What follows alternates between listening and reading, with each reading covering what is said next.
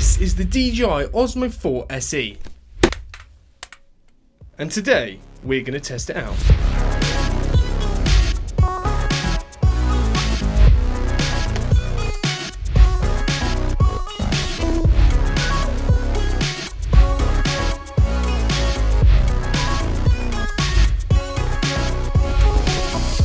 So the DJI OSMO Mobile 4 is an incredible piece of kit for any filmmaker, combining the practicality of your phone with the innovation with DJI. Which means you can change up your crappy handheld shaky cam for a professional smooth finish. Whether it's your kid's birthday, you're making a holiday video, or you're a filmmaker and you're wanting to get new ways to make more professional shots, this bit of kit can do it. So I have bought this gimbal for myself because I want to try and see how I can use it to make some of my shots more professional. But I am also a tech reviewer, so let's review this. So the DJI OM 4 SE is one of the latest additions from the company DJI. You know, the company that makes the drones. And they basically took the camera and the gimbal beneath one of those and put it on a stick. And this is the latest generation of a drone on a stick. It is the cheaper version of the OSMO Mobile 5, being a bit chunkier and minus the big long stick thing. But it is also pretty much exactly the same as the OSMO Mobile 4. But man, is it good? Yeah. So what does it do? So the gimbal was designed to smooth out shots that you take by stabilizing your camera, and it does that for your phone. So phone companies are creating better and better cameras for your mobile phone. And the technology in one of these phones is, well, complicated. And it's great to have all of these complexities and abilities of these cameras, but in the hands of the day-to-day average Joe, well, the shots look terrible. Now this gimbal will fix that, but it will also offer tons and tons of useful features that you'll want to know about, and we're going to go through them. But firstly, let's get it out of the box. So we get into the box and we lift the second box to reveal the gimbal. Inside that box we have our manuals, this nice little carry bag, and a handy wrist strap if you don't have the balls to carry it without. Then we have the tripod base that screws into the bottom of the gimbal. We get a USB cable, the magnetic clasp for your phone, and a spacer pad if your phone is too thin.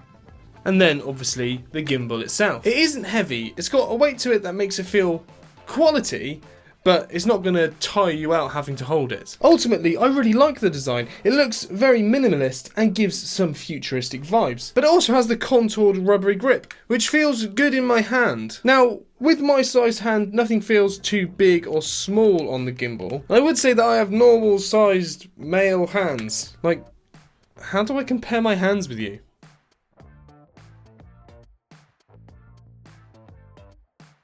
Like that? Look, everything's really easily reachable, so I think it'll be comfortable for big and small hands alike. Now, let's set this up, because I want to see some awesome shots. The magnets on it are strong, your phone isn't going anywhere, and you would have to be doing something pretty extreme to knock it off. Then, open up the DJI app and pair the gimbal via Bluetooth. Once it's up and running, we can start going through some of the modes. Firstly, let's look at the buttons. To power on the gimbal, we need to press and hold the M button. Just tapping it will show us the battery level, but not turn it on. If we want to turn it off, hold the button again and wait for 2 beeps. 1 beep will just put it in standby mode. Now, tapping the M button when the gimbal is on will switch between photo and video mode. And we can program that in the settings to bring up a menu that goes through all the different modes, so we can do that without having to touch the phone screen. 2 taps will rotate the phone between horizontal and vertical, and 3 taps will also pop it into standby mode. The joystick controls the direction of the gimbal, so you can get it to precisely how you want it. We then have our record button too, which starts and stops recording or takes a photo depending on the mode that we're in. On the left we have a zoom slider that zooms. And if we just flick it up once, it will switch between the lenses too. So we can go wide angle back to normal, then telephoto if we have a third lens. Now this will be different depending on what phone you have. So if you have a different number of lenses, you can switch between all the different lenses. Now round the back, we have a trigger with more functions. If you hold the trigger, it will fix the angle in the direction that it is. So it won't pan or tilt.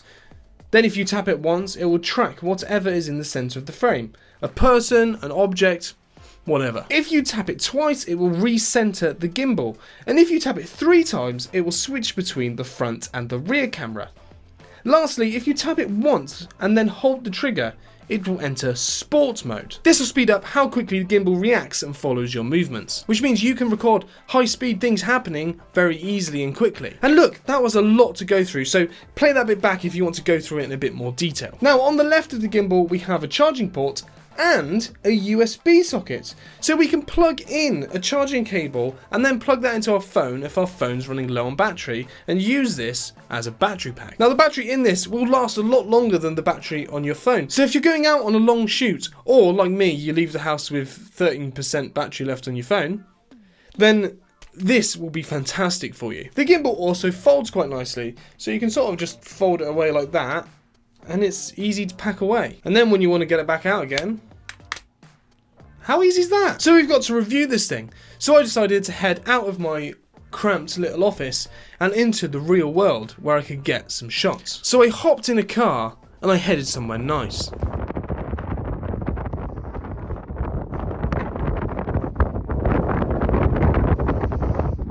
Now, let's break down every mode that we have. So firstly, in the video settings, we have follow. This is where the gimbal will follow your movements, keeping only the rotation axis still, so we can pan across and we can tilt up and down, but not rotate. Then we have tilt locked mode.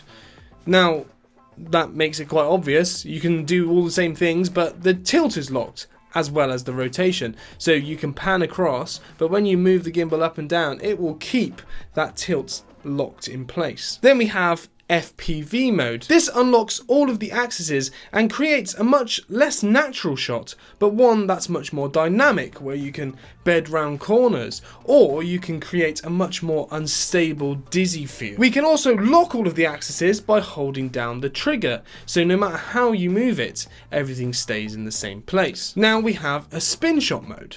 Now, instead of the joystick controlling the pan and tilt, that's controlling the rotation axis. So that means you can now get a shot where, as you are pushing through, it is rotating around, creating this very weird, almost Inception type feel. Now we have a time-lapse mode. In this, we can enhance a normal time-lapse by adding movement. What can happen is, as your time-lapse lapses time, the gimbal will slowly pan across, or you can add in your own points for it to move to. You can also do something called a hyperlapse. This is where you move and the OSMO will track your journey. And the beauty of this is that you can lock your gimbal so it stays completely still. You can also use the gimbal's tracking feature. So you can select an object and then you can move around it, and the gimbal will automatically follow that for you. And then the OSMO does all of the work, keeping that target in frame whilst you can walk around and move. We can also use this tracking feature for normal video too, even for something like vlogging. If I put myself in the center of frame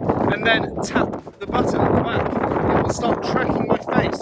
So if I move, the gimbal will follow me and help me record. And I can just sort of walk around, and I didn't really have to worry about whether I'm in frame or how it looks, because I'm in frame and I am. Very, very clever. Hell of a view.